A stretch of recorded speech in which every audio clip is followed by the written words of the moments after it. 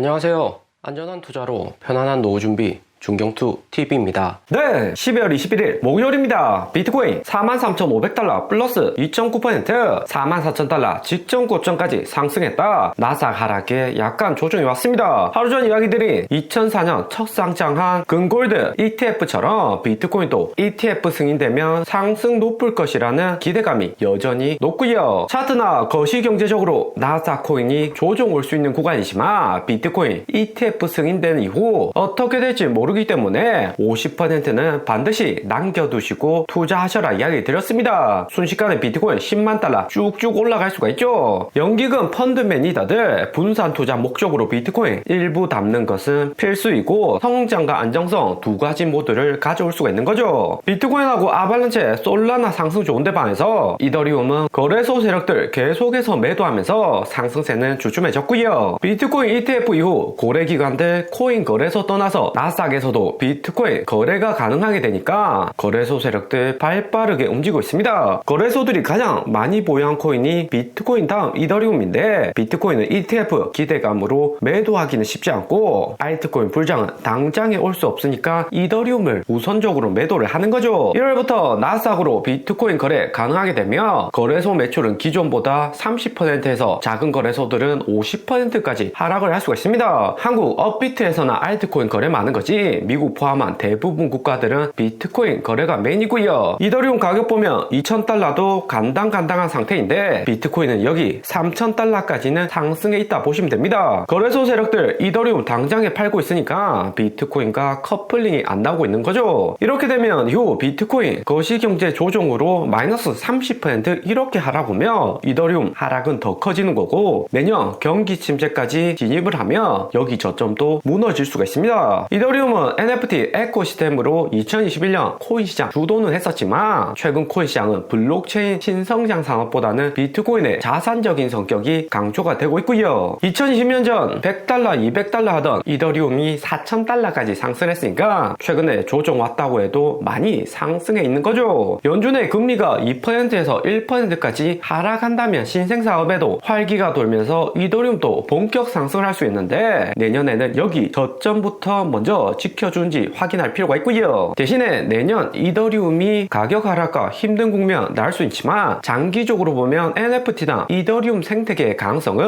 2021년 보았기 때문에 충분히 4,000달러 고점 넘는 상승 또 나올 수가 있습니다. 때문에 이더리움도 다음 나올 저점에 싼 가격 매수해둔 다음 홀딩 해둘 필요가 있는 거죠. 이더리움은 나스닥 잡주인 아크K ETF하고 비슷한 움직임이다 보시면 되고요. 연준이 금리 내려야지 신생사업에도 자금이 빠르게 들어오는 거죠. 비트코인 반등은 했는데 현물 매수세 증가보다는 롱숏 포지션 청산에 따른 가격 반등 성격이 강합니다. 청산매 보면 비트코인 43,200달러에서 대량의 롱 포지션 걸려있고 100배 레버리지하고 50배 고배열 마진 세력들이 잔뜩 매수 걸어둔 상태이고요. 비트코인 여기서 5만 달러 상승하거나 3만 달러 폭락한다고 해도 선물 세력들 어느 구간에서든 수익 크게 갈 수 있으니까 고배율 매매가 급증을 했습니다. 1월부터 다수의 기관 투자자들 나스닥으로 비트코인 거래할 가능성이 높기 때문에 거래소 세력들 낮아질 수익 대비하기 위해서라도 ETF 승인 전 대규모 롱숏 포지션 청산시키고 큰 수익을 미리 가져갈 필요가 있고요. 알트코인 시가총액은 지난주 조정 이후 다시 1년 신고점 만들고 있는데 리플 이더리움 클래식보다는 솔라나 아발란체 급등해서 고점의 개인들 대량 물리게 만든 다음 쭉 내려버릴 수가 있는 거죠. 비트코인 ETF 된다 이더리움도 이후에 가능하다면서 미국 개인들 코인 가격 보면 이전에 투자 많이 했던 도지코인, 솔라나, 아발란체 가격 오르면서 매수 심리가 급증을 하는 거죠. 1월 ETF 되는 것은 알트코인이 되는 것도 아니고 내년 경기 침체 가능성에 금리 인하하기 때문에 1월 금리 인하 전까지 기간적으로 여기 파란색 음영 정도의 알트코인 랠리 기간이 남겨두고 있다 볼 수 있습니다. 3주, 4주 정도 시간은 있지만 알트코인 시총 조정만 와도 세력들 다 팔고 바닥까지 내려올 수가 있고요. 대신에 이렇게 한번 한번 상승을 하게 되면 쉽게 빠지는 않습니다. 올해 4월, 5월처럼 한두 달은 횡보하면서 알트코인 골고루 꼬시게 한 다음 쭉 끌어내릴 수가 있는 거죠. 대신 여기 파란색 음영 기간 동안 0.5 구간까지 피보나치 크게 조정 오면 알트코인도 매수 타이밍이 될 수 있는데 당장의 큰 충격 나오기는 쉽지가 않고 피보나치 786 구간 이상에서 횡보한다면 내년 1월 비트코인 ETF 승인 이후 쭉 빠질 수가 있습니다. 반감기 고려 안 하고 다음 경기 침체로 알트코인 하락 오면 251년 저점도 갱신을 할 수 있습니다. 2019년에도 저점 갱신 3번이나 했었죠. 알트코인 회사들 5.5% 고금리에 생존을 하려면 보유하고 있는 알트코인 계속해서 매도하는 방법 말고는 수익이 나올 출구가 없고요. 미국, 한국 모두 경기 침체 위험에 은행 대출 조건도 까다로워지면서 규모 작은 알트코인 회사들 자금 압박이 커지고 있습니다. 비트코인은 반등했지만 나스닥 보면 목요일장 시뻘겋게 하락을 했고요. 엔비디아, 테슬라 마이너스 3%, 애플, 마이크로소프트, 코스트코 모두 하락을 했습니다. 하락이 큰 것은 아니지만 페덱스 실적 나오고 나사 마이너스 1.4% 하락을 했고요. QQQ 410달러 고점 찍고 403달러 조정 왔는데 이렇게 되면 나사 박스권에서 장기 횡보할 가능성이 높아지고 있습니다. 미국 물류업체 1등인 페덱스 주가가 실적 발표 이후 마이너스 12% 급락이 메인 하락 이유였고요. 페덱스 실적을 보면 주당 순이익 3.9배로 미스, 매출은 5분기 연속 미스하면서 시장 예상보다 매출이나 순이익이 안 나오고 있습니다. 고금리, 고물가에 인력 감축하고 서비스 비용 올려서 운영은 하고 있지만 비싸진 가격에 페덱스 이용하는 회사도 감소했다는 의미고요. 거기 어닝콜에서는 페덱스 CEO 2024년 내년 변동성이 큰 거시경제 상황으로 수익 압박 오고 운송회사 전반에 걸쳐서 수요에 부정적일 것이다 발언을 했습니다. 물류업체는 가장 먼저 경기 침체 예측할 수 있는 기업이고 아이폰, 테슬라, 개인 소모품, 의류 포함해서 내년 경기가 좋으면 미리 예약하는 물량이 많아지는 거고 물류기업들 매출이 먼저 상승을 합니다. 하지만 물류기업들 이렇게 매출 감소하는 것은 소매업자들 내년 경기 예측을 안 좋게 보고 있으니까 예약하는 물자는 더욱 줄어들 수가 있다는 거죠. 페덱스 실적 발표 이후 마이너스 12% 주가 폭락은 했지만 페덱스의 전체적인 주가 보면 2022년 고점까지는 거의 도달을 했고요. 국채금리 내리고 연준 금리 인하 기대감에 빅테크 따라서 페덱스 주가도 상승을 많이 했습니다. 하지만 본격 경기 침체 시그널 나오고 있는데 연준이 내년 연말까지 계속해서 금리 내린다고 전망한 만큼 미국 포함 글로벌 경기가 안 좋을 수가 있다는 거죠. 페덱스 작년 주가는 2022년 10월 바닥을 찍었습니다. 이때 애플, 테슬라, 마이크로소프트 할 거 없이 모든 주식들 저점을 찍었었고요. 이번 페덱스 경기 침체 예상으로 이런 구간 한 번은 더 나올 수 있는데 여기 월봉상 99일선 빨간색 라인 아래로 내려가는 지점을 잘 체크해 두시면 되죠. 2020년 코로나 작년 금리 인상 때도 빨간색 라인 터치 이후 검은색 200일선 직전에 페덱스 포함 빅테크 매수했다면 수익에도 매우 긍정적이었습니다. 글로벌 물류 1등 기업 주가가 월봉 200일선도 못 지킨다는 것은 그만큼 세계 경기가 안 좋다는 의미로 연준이 금리 내려서 글로벌 경제를 지켜줄 필요가 있다는 의미고요. 특히 2008년 금융위기 때도 검은색 200일선 아래로 내려갔고 돈 풀어서 가격 회복은 했지만 2년 넘게 200일선 아래로 내려가면서 5년 넘게 박스권이 만들어졌습니다. 이번에도 충분히 그런 장 만들어질 수가 있고 현재는 약간 하락은 했지만 차트상 여전히 고점이라는 걸 알 수가 있죠. 때문에 비트코인은 ETF 기대감이 있지만 알트코인은 비트코인 ETF 호재가 사라졌을 경우 페덱스 주가와 함께 쭉 떨어질 수가 있습니다. 그리고 한국 삼성전자 주식도 보면 6월 7월 전고점 돌파하고 74,000원까지 상승을 했고요. 상승세 좋고 9만원 코로나 버블 고점까지 달려는 가고 있는데 내년 글로벌 경기 침체 한 번 더 오면 조정 가능성이 있습니다. 한국 주식은 미국 주식하고 다르게 한 번, 두 번은 더 생각을 해야 되고요. 미국 주식 기본적으로 상승하는 배경에 유럽, 중국까지 경기 잘 돌아야지 그제서야 한국 주식 상승을 합니다. 한국 주식 투자가 어려운 게 미국처럼 정부에서 적극적으로 방어해 주는 것도 아니고 코스닥 잡주들 같은 경우 세력들 역시 장기 홀딩보다는 언제 팔아서 시장 떠날지 그 생각만 하고 있습니다. 대주주들 대량 매도하면서 오히려 가격 떨어뜨리는 게 한국 주식이고요. 그나마 삼성이 미국 주식하고 커플링이 잘 되고 있는데 2008년 금융위기 때도 삼성 주가 보면 고점 회복하고 상승 잘하다가 3년차 되는 구간에서 다시 한 번 더 저점 깨는 하락이 났습니다.